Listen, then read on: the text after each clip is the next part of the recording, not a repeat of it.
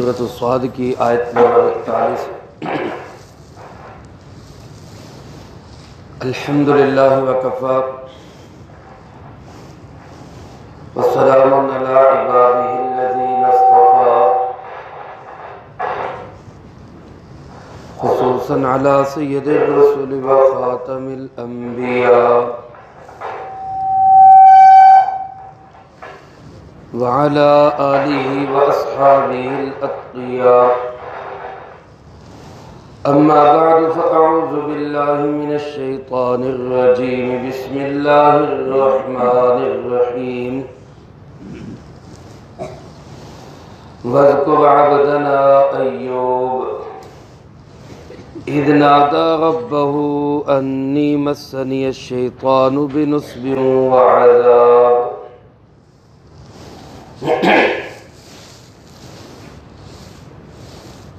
اور یاد کیجئے ہمارے بندے ایوب علیہ السلام کو، اذ نادى ربہ، جب انہوں نے اپنے پروردگار کو پکارا، انی مسنی الشیطان، کہ بے شک مجھے چھو لیا ہے شیطان نے، بنصب وعذاب، تکلیف اور اذیت کے ساتھ۔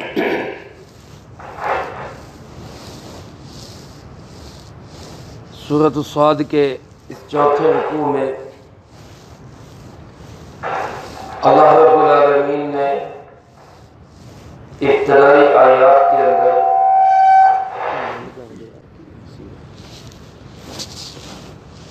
حضرت سیدنا ایوب علیہ السلام کا تذکرہ کیا ہے۔ حضرت ایوب علیہ السلام، ان پہ بھی ایک امتحان آیا، اور اس امتحان میں انہوں نے صبر کا مظاہرہ کیا، ہمت اور استقامت کے ساتھ اللہ کی طرف متوجہ رہے۔ مقصد ان کے تذکرے کا یہی ہے، جیسا کہ شروع صورت میں عرض کیا، اس صورت مبارکہ کا گویا مرکزی موضوع اور مضمون وہ صبر کا درس دینا ہے۔ براہ راست جناب محمد کریم صلی اللہ علیہ وسلم کو اور آپ کی وساطت سے آپ کے امتیوں کو، بالخصوص دین کا کام کرنے والوں کو، کہ مسائل آئیں گے، مشکلیں آئیں گی، پریشانیاں آئیں گی، تکالیف آئیں گی، شدائد اور مصائب آئیں گے، ان مصائب میں الجھ کر پھر بھی اللہ کی طرف رجوع رکھنا اور صبر کے ساتھ اپنے مشن پہ جمے رہنا، ڈٹے رہنا، یہی انبیاء علیہ السلام کا شیوا ہے۔ جیسے کسی نے کہا کہ مصائب میں الجھ کر مسکرانا میری فطرت ہے، مجھے ناکامیوں میں اشک بہانا نہیں آتا۔ انسان دنیا کے اندر جیسے بھی حالات ہوں، رونے، چلانے، واویلا کرنے، شکوے شکایتوں کی بجائے استقامت کے ساتھ اللہ کے دین پہ قائم و دائم رہے۔ اسی کے لیے اللہ پاک فرماتے ہیں، اب تذکرہ کیجئے، یاد کیجئے ہمارے بندے ایوب علیہ السلام کو۔ حضرت سیدنا ایوب علیہ السلام یہ حضرت ابراہیم علیہ السلام کی اولاد میں سے ہیں۔ حضرت ابراہیم علیہ السلام کے پوتے ہیں ایوب علیہ السلام، اور بعض حضرات نے لکھا ہے کہ ان کی والدہ جو ہے وہ حضرت یوسف علیہ السلام کی بیٹی یا پوتی ہے۔ بعض حضرات نے لکھا ہے حضرت لوط علیہ السلام کی بیٹی ان کی والدہ ہے۔ بہرحال کئی نسبتوں سے ایک عظیم انسان ہیں۔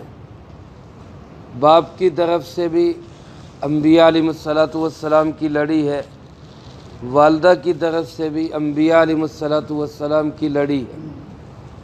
تو ان سنہری لڑیوں کا ایک موتی ہے ایوب علیہ السلام۔ حضرت ایوب علیہ السلام پہ بھی ایک کڑا امتحان اور آزمائش آئی، اور اس امتحان اور آزمائش میں اللہ پاک فرماتے اذ نادا ربہ، انہوں نے اپنے پروردگار کو پکارا، رب کو پکارا۔ میرے محترم دوستو، سارے ہی انبیاء علیہ السلام نے جب بھی کوئی مشکل وقت آیا تو حاجت روا اور مشکل کشا کس کو سمجھا ہے؟ اللہ رب العالمین۔ لہذا مشکلات میں، اپنی حاجات میں، اپنے مسائل کے لیے انبیاء علیہ السلام نے پکارا بھی تو صرف کس کو پکارا؟ اللہ رب العالمین کو پکارا۔ اس لیے ہمیں بھی ہر حال کے اندر مشکل کشا کس کو سمجھنا چاہیے؟ اللہ ہی۔ حاجت روا کون ہے؟ اللہ ہی ہے۔ بگڑی بنانے والا، مسائل حل کرنے والا کون ہے؟ اللہ ہی ہے۔ عزت و ذلت کا مالک، عروج و زوال کا مالک، بچے بچیاں دینے والا، تمام مسئلے حل کرنے والا، داتا اور غوث اور سب دستگیر اور فریاد رس، یہ ساری صفات صرف کس کی ہیں؟ اللہ رب العالمین۔ میرے محترم دوستو، حضرت ایوب علیہ السلام نے بھی پکارا اللہ رب العالمین کو۔ انی مسنی الشیطان، شیطان نے مجھے پہنچائی ہے اذیت اور تکلیف، شیطان نے مجھے اذیت اور تکلیف پہنچائی۔ یہاں پہ یہ سوال ہے کہ شیطان نے تکلیف اور اذیت کیسے پہنچائی؟ ہمارا تو ایمان ہے کہ تکالیف آئیں، مصیبتیں آئیں، پریشانیاں آئیں، بیماریاں آئیں، یہ سب کس کی طرف سے ہوتی ہیں؟ اللہ کی طرف۔ اگرچہ یہ برے حالات ہماری بدعملیوں کا نتیجہ ہوتا ہے، لیکن ان کو پیدا کرنے والا بہرحال وہ صرف کون ہے؟ اللہ ہی ہے۔ تو شیطان نے کیسے تکلیف پہنچائی؟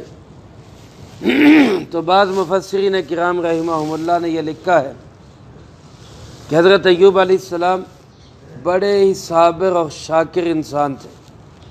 اللہ پاک نے ان کو مال و دولت بھی وافر مقدار میں عطا کیا ہوا۔ شام کا ایک علاقہ ہے عوض، اس علاقے کے سب سے بڑے ذمہ دار حضرت ایوب علیہ السلام تھے۔ ان کی زمینوں کا اندازہ اب اس سے لگا سکتے ہیں کہ زمینوں میں ہل چلانے کے لیے 500 ہل تھے، 500 ہل۔ اور اب یہ بھی جانتے ہیں کہ ایک ہل کو چلانے کے لیے اب تو ٹریکٹر آ گئے، جب بیل ہوتے تھے، ڈھگے ہوتے تھے، تو ایک ہل چلانے کے لیے کتنے بیل استعمال ہوتے ہیں؟ 2۔ تو اب 500 ہل ہیں تو بیل کتنے ہوئے؟ 1000 بیل تھے۔ علماء نے لکھا ہے کہ 7000 سے زائد ان کے پاس بھیڑ اور بکریاں تھیں، 1000 کے قریب اونٹ تھے، اسی طرح پھر مال برداری کے لیے خچر، گدھے، وہ بھی سینکڑوں نہیں ہزاروں کی تعداد میں۔ 500 تو نوکر چاکر اور ملازم ہی تھے حضرت ایوب علیہ السلام کے۔ اللہ نے بہت وافر مقدار میں مال و دولت عطا کیا ہوا، گھر کے اندر دولت کی فراوانی اور ریل پیل تھی، اس کے باوجود انتہائی شاکر، شکر گزار، اللہ کی راہ میں خرچ کرنے والے اور عبادت گزار انسان تھے۔ اللہ رب العالمین نے فرشتوں پہ فخر فرمایا کہ میرا ایوب کس قدر عبادت گزار ہے، کتنا شاکر اور صابر ہے۔ شیطان نے جب اس بات کو سنا تو اس کو حسد ہوا کہ کبھی اس مقام پہ میں بھی تھا، اب میں تو اللہ کی نگاہ میں ذلیل و رسوا ہو گیا۔ تو وہ اللہ پاک سے کہنے لگا کہ دولت ملی ہے نا، فرصت ہے، ٹینشن کوئی نہیں، پریشانی کوئی نہیں، اس وجہ سے تیری عبادت ہوتی، ذرا پریشانی تو دیکھ کے دیکھ، پھر پتہ چلے گا۔ تو یہاں بعض حضرات نے لکھا ہے کہ اللہ پاک نے شیطان کو اختیار دیا کہ تو جیسا کرنا چاہتا ہے ویسا کر لے، تجھے اختیار ہے ایوب علیہ السلام کے متعلق۔ تو پھر اس نے حضرت ایوب علیہ السلام کو آزمائشوں میں مبتلا کیا۔ لیکن دوسرے مفسرین کرام رحمہم اللہ نے اس کی تردید کی کہ یہ بات غلط ہے کہ شیطان کو تسلط دیا گیا۔ اللہ اپنے نبی پر کبھی بھی شیطان کو تسلط نہیں دیتا۔ ہاں، اس کے اس کہنے پہ خود اللہ پاک نے حضرت ایوب علیہ السلام کو آزمائش میں مبتلا کیا۔ چنانچہ کوئی آفت آئی جس کی وجہ سے زمینیں جائیدادیں سب چھن گئی، زمینیں جل کے راکھ ہو گئی، فصلیں تباہ ہو گئی، گھر کی چھت گری، 7 بیٹے تھے وہ سب کے سب اسی چھت کے نیچے شہید ہو گئے۔ سارے خاندان کے اندر صرف اکیلے یہ اور ان کی بیوی رہ گئی۔ پھر کچھ ایسی بیماری لگ گئی کہ جس بیماری کی وجہ سے ہر وقت سخت تکلیف اور اذیت میں رہتے۔ یہاں بھی بعض مفسرین کرام رحمہم اللہ نے جو یہ لکھا ہے کہ جسم میں چھالے پڑ گئے اور پھر جسم جو ہے وہ گل سڑ گیا اور بدبو آنے لگ گئی، اور لوگوں نے جو ہے ایک کوڑی پہ ڈال دیا، روڑی پہ ڈال دیا۔ یہ ساری باتیں مفسرین کرام رحمہم اللہ نے ان کی سختی سے تردید کی ہے۔ یہ بالکل غلط اور بے سر و پا باتیں۔ اللہ اپنے نبیوں کو علیہم السلام کو کبھی بھی جسمانی طور پر کوئی ایسا عیب نہیں لگاتا کہ جس سے لوگ نفرت کرتے ہوں، جو لوگوں کے ہاں ایک عیب سمجھا جاتا ہو۔ چنانچہ اس لیے آپ دیکھیں 1.25 لاکھ انبیاء علیہم السلام میں سے ایک نبی بھی ایسا نہیں کہ جو آنکھ سے کانا ہو، ایک نبی بھی ایسا نہیں جس کا پاؤں خراب ہو، لنگڑا ہو، ایک نبی بھی ایسا نہیں جس کے ہاتھ خراب ہوں، وہ للہ ہو، یا جسمانی طور پر اللہ کے کسی نبی علیہ السلام کے اندر کوئی معمولی سا بھی عیب ہو۔ آپ نے پیچھے 22ویں پارے میں پڑھا اور سنا حضرت موسیٰ علیہ السلام کے متعلق بنی اسرائیل کے لوگوں کو معمولی سا یہ شک ہوا کہ یہ جو علیحدہ جا کے غسل کرتے ہیں، ہمارے سامنے نہاتے نہیں ہیں۔ حضرت موسیٰ علیہ السلام تو شرم کی وجہ سے، حیا کی وجہ سے، اور اللہ کے سارے نبی با حیا اور با شرم ہوتے ہیں، وہ تو اس لیے الگ جا کے غسل کرتے۔ لیکن یہ کہنے لگے نہیں ان کے جو ہے نا وہ مخصوص اعضاء کے اندر کوئی خرابی ہے، اس وجہ سے یہ علیحدہ غسل کرتے ہیں۔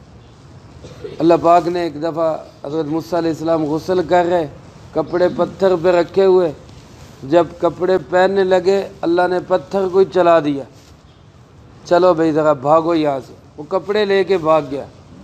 اب موسیٰ علیہ السلام اس کے پیچھے 100 بھی حجر، پتھر میرے کپڑے دے دو، میرے کپڑے دے دو، اور وہ بھاگتا بھاگتا وہاں آ کے کھڑا ہوا جہاں ساری قوم کے لوگ۔ اب ان کی جو نظر پڑی تو وہ دیکھ کے حیران، کہنے لگی ماشاءاللہ یہ تو انتہائی خوبصورت اور بہترین جسم ہے، کوئی عیب نہیں ہے۔ تو یعنی اللہ کو تو یہ بھی پسند نہیں آیا کہ میرے نبی علیہ السلام کے مخصوص اعضاء میں بھی لوگوں کو کسی قسم کے عیب کا کوئی شک ہو۔ اگر شک ہوا تو اللہ نے اس کو بھی دور کر دیا۔ تو یہ کیسے ہو سکتا ہے کہ اللہ حضرت ایوب علیہ السلام کو ایسی بیماری لگائے کہ جس بیماری کی وجہ سے لوگ نفرت کرنے لگ جائیں؟ یہ بات بالکل غلط ہے۔ بعض دفعہ بیان کر دیتے ہیں جی کیڑے پڑ گئے اور کیڑا گرتا تھا وہ اٹھا کے جسم پہ رکھتا تھا، یہ سب باتیں فضول اور بیکار باتیں۔ ہاں یہ کہ آزمائش آئی ہے، کوئی بیماری آئی ہے، کوئی پریشانی آئی ہے اور یہ آ جاتی ہے اللہ کے نبی علیہ السلام پہ، بیمار ہو جاتے ہیں، لیکن ایسی بیماری نہیں لگی کہ لوگ گھن کرنے لگ جائیں، لوگ نفرت کرنے لگ جائیں۔ ایسی کبھی کوئی بیماری اللہ نے اپنے نبی علیہ السلام کو کبھی نہیں لگائی۔ بعض حضرات یہ فرماتے ہیں کہ حضرت یعقوب علیہ السلام کی آنکھوں کی بینائی چلی گئی تھی، حضرت یوسف علیہ السلام کے فراق میں روتے روتے۔ تو پہلی بات تو یہ کہ بینائی گئی نہیں تھی، بینائی کمزور ہو گئی تھی، آنکھوں کے سامنے رونے کی وجہ سے کوئی پردہ سا آ گیا تھا، نابینا نہیں ہوئے تھے، نگاہ کمزور ہو گئی تھی۔ اور دوسری بات یہ کہ یہ کوئی پیدائشی عیب نہیں تھا، وقتی طور پہ ہوا اور وہ بھی پھر ختم ہو گیا۔ اس لیے یہ نہیں کہا جا سکتا کہ اللہ کے نبی علیہ الصلوۃ والسلام میں کسی قسم کا کوئی عیب ہو۔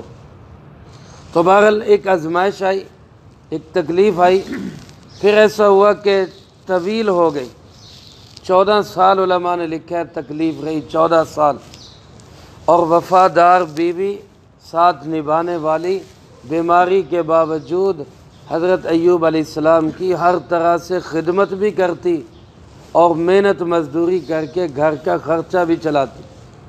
یہ تو بیمار تھے تو گھر کا خرچ چلانے کے لیے وہ خود محنت مزدوری کرتی، گھر کا بھی خرچ چلاتی، ان کی بھی خدمت کرتی۔ 14 سال کے بعد ایک دفعہ ایسا ہوا کہ شیطان کہیں ایک حکیم بن کر، ایک طبیب بن کر ان کی اہلیہ کو ملا اور ان سے کہنے لگا کہ تیرا خاوند ٹھیک ہو سکتا ہے لیکن اس کے لیے میری فیس ادا کرنی ہوگی۔ تیری فیس کیا ہے؟ کہ ایک تو یہ کہنا ہوگا کہ تو نے شفا دے دی، کہ اے حکیم، اے طبیب، تو نے شفا دے دی، تو بڑا حکیم ہے، بڑا طبیب ہے، تیرے ہاتھ میں شفا ہے۔ جو کہہ دیتے نا بعض لوگ کہ فلاں ڈاکٹر کے ہاتھ میں اللہ نے بڑی شفا رکھی ہے۔ شفا کس کے ہاتھ میں ہے؟ اللہ کے ہاتھ، کسی ڈاکٹر حکیم کے ہاتھ میں نہیں ہے۔ انہی ڈاکٹروں حکیموں جن سے شفا ہوتی ہے انہی سے بندے مر بھی جاتے ہیں۔ اختیار اور آرڈر کس کا چلتا ہے؟ اللہ رب العالمین۔ اس لیے بس یہ کہنا ہے کہ تیرے ہاتھ میں شفا ہے، تو شفا یاب کرتا ہے۔ اور دوسرا، حارث کے نام کا نذرانہ چڑھانا ہے۔ علماء نے لکھا ہے کہ حارث شیطان کے ناموں میں سے بھی ایک نام ہے۔ انسان کا نام بھی ہو سکتا ہے، مسلمانوں کا نام بھی حارث ہو سکتا ہے، لیکن شیطان کے ناموں میں سے بھی ایک نام ہے۔ تو کسی نے کہا کہ اس نے کہا کہ یہ کہنا ہوگا حارث کے نام کا، یہ میں نذرانہ دے رہی، یہ میں قربانی کر رہی۔ تو حضرت ایوب علیہ السلام کی اہلیہ جو خامد کی تکلیف سے پریشان تھی، تکلیف میں دیکھ کے صبر نہیں ہوتا تھا، انہوں نے کہا ٹھیک ہے میں اپنے خامد سے مشورہ کروں۔ حضرت ایوب علیہ السلام کے پاس آئی اور ان سے کہا کہ ایسے ایک حکیم ملا، اس نے یہ بات کہی کہ لفظی اعتبار سے ایسا کہہ لینے میں کوئی ایسی قباحت بھی نہیں ہے، اور اس کے نام پہ اگر کوئی نذرانہ دے دیں گے، کوئی صدقہ کر دیں گے تو اللہ ہی کے لیے ہوگا، اس میں بھی کوئی ایسی قباحت نہیں ہے۔ لیکن حضرت ایوب علیہ السلام چونکہ اللہ کے نبی تھے، صاحب بصیرت انسان تھے، وہ سمجھ گئے کہ یہ شیطان ہے، یہ ابلیسی چکر ہے۔ انہوں نے اپنی بیوی کو بھی ڈانٹا کہ تو نے یہ بات سنی کیوں؟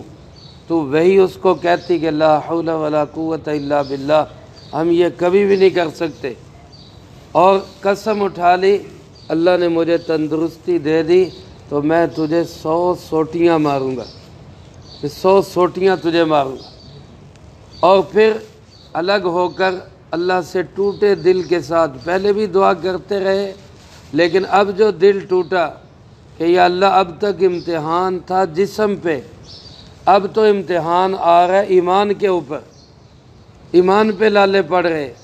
اسی کو فرمایا انی مسنی الشیطان، کہ اب تو شیطان میرے دل پہ وار کر رہا ہے، اب تو شیطان میرا ایمان چھیننا چاہتا ہے، اب تو اس نے مجھے بڑی اذیت اور تکلیف پہنچا دی، ربا اب تو مہربانی فرما، میری اس مشکل کو دور فرما۔ چنانچہ اللہ پاک نے حضرت ایوب علیہ السلام کی دعا کو قبول فرمایا، اور پھر اس کے بعد اس کا حل بتایا کہ اب یہ بیماری دور کیسے ہوگی۔ وہ حل اگلی آیات میں، وہ انشاءاللہ العزیز اگلے درس میں آئے گا۔ اللہ پاک سے دعا ہے اللہ مجھے آپ کو بھی سب کو ہر مشکل، پریشانی، دکھ، تکلیف میں اللہ ہی کی طرف متوجہ ہونے کی توفیق نصیب فرمائے، جو کہا سنا اس کو زندگی میں لا کے دوسروں تک پہنچانے کی توفیق عطا فرمائے۔ اللہم انت السلام و منک السلام، تبارکت ربنا و تعالیت یا ذا الجلال والاکرام۔ اللہم اعنا علی ذکرک و شکرک و حسن عبادتک۔ اللہم احسن عاقبتنا فی الامور کلہا وأجرنا من خزي الدنيا وعذاب الآخرة۔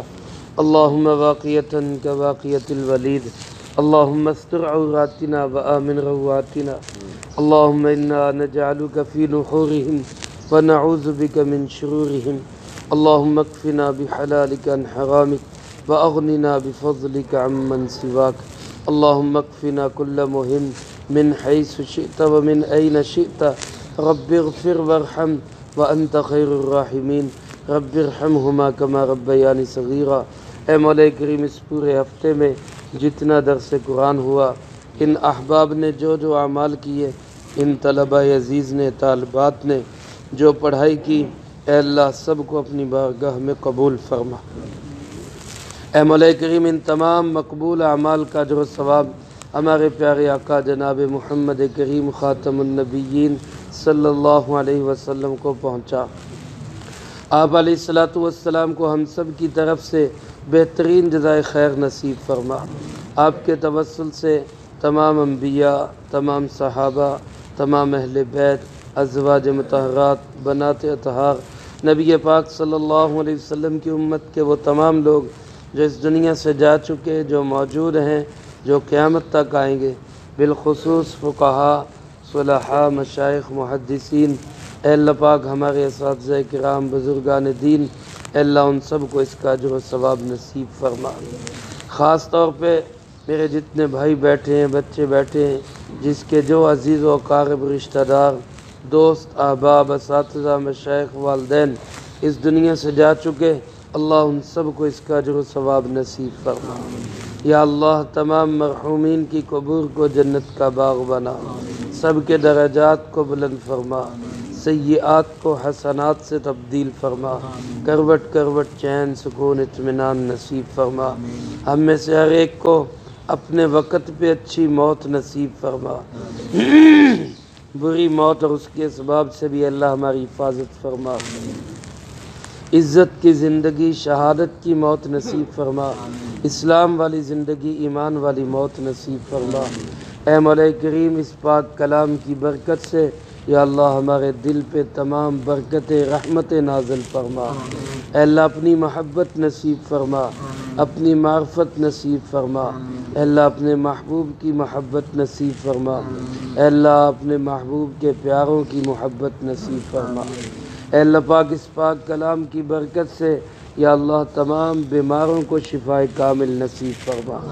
یا اللہ جنہوں نے دعاؤں کے لیے کہا یا جن کا حق ہے یا جو کہنا چاہتے ہیں کہہ نہیں سکے، اے اللہ سب بیماروں کو تندرستی عطا فرما، جو پریشان حال ہیں سب کی پریشانیوں کو دور فرما، مقروضوں کو قرضوں کے بوجھ سے رہائی نصیب فرما۔ اے اللہ قرض داروں کو یا اللہ جن کا قرضہ جن کے سر پہ بڑا چڑھ گیا، اے اللہ ان کے قرضوں کی ادائیگی کی صورتیں پیدا فرما، بے اولادوں کو نیک صالح اولاد نصیب فرما۔ یا اللہ جن کی گودیں خالی ہیں، اے اللہ اپنے محبوب کی پیاری بیٹی کا صدقہ ان کی گودوں کو یا اللہ اولاد کی نعمت سے ہرا بھرا فرما۔ اے اللہ سب بے اولادوں کو نیک صالح اولاد نصیب فرما، جن کو اولاد دے رکھی اے اللہ ان کی اولادوں کو نیک و فرما بردار بنا، ماں باپ کی آنکھوں کی ٹھنڈک بنا۔ اے اللہ پاک تمام دینی مدارس، مساجد، مراکز کی حفاظت فرما، یا اللہ پاک اس ادارے کی بھی حفاظت فرما، ظاہری باطنی خوبیوں سے آراستہ اور مزین فرما۔ اے اللہ مسجد کی تعمیر کا کام جلد از جلد پائے تکمیل تک پہنچا۔ جتنے میرے بھائی یا اللہ پاک اس میں معاونت کر رہے ہیں یا اللہ سب کو بہترین جزائے خیر نصیب فرما۔ جتنی ہماری بہنیں اس میں تعاون کر رہی اے اللہ ان سب کو بھی بہترین جزائے خیر نصیب فرما۔ ربنا تقبل منا انك انت السميع العليم وتب علينا انك انت التواب الرحيم وصلى الله على النبي الكريم وعلى آله واصحابه اجمعين برحمتك يا ارحم